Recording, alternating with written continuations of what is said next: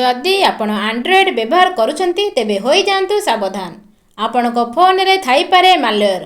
ଏପରି 6ଟି Android app ଚିହ୍ନଟ ହୋଇଛି ଯାହା 2 ବର୍ଷ ଧରି ଗୁଗୁଲ ପ୍ଲେ ଷ୍ଟୋରରେ ଅଛି। ଏହି ଆପ୍ ଗୁଡ଼ିକରେ ମାଲୱେର୍ ଅଛି। ଏହି ଆପ୍ ଗୁଡ଼ିକୁ ଏକ ସୁରକ୍ଷା ଏଜେନ୍ସି ଦ୍ୱାରା ଚିହ୍ନଟ କରାଯାଇଛି ଯାହାକି ଆପଣଙ୍କ ଆକାଉଣ୍ଟ ଖାଲି କରିପାରେ। ଆସନ୍ତୁ ଜାଣିନେବା ସେହି ଆପ୍ ଗୁଡ଼ିକ ବିଷୟରେ।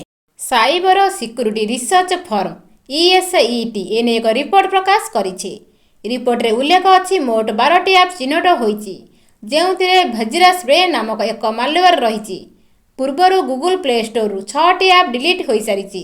ଏବେ ବି ଆଉ 6ଟି ଆପ୍ ପ୍ଲେ ଷ୍ଟୋରରେ ରହିଛି ଯାହା ଆପଣଙ୍କ ଫୋନର ସମସ୍ତ ଡାଟା ଡିଲିଟ୍ କରିବା ସହ ଆକାଉଣ୍ଟ ସମ୍ପର୍କିତ ତଥ୍ୟ ହ୍ୟାକର୍ସମାନଙ୍କ ନିକଟରେ ପହଞ୍ଚାଇ ପାରେ।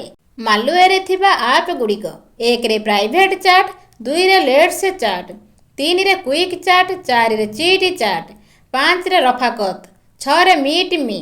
ମାଲୱେର୍କୁ ଏଡ଼ାଇବା ପାଇଁ କ'ଣ କରିବା ଉଚିତ? ଯଦି ଆପଣଙ୍କର ଫୋନରେ ଏହି ଆପ୍ ଗୁଡ଼ିକ ମଧ୍ୟରୁ କୌଣସି ବି ଅଛି ତେବେ ତୁରନ୍ତ ଏହାକୁ ଡିଲିଟ୍ କରନ୍ତୁ।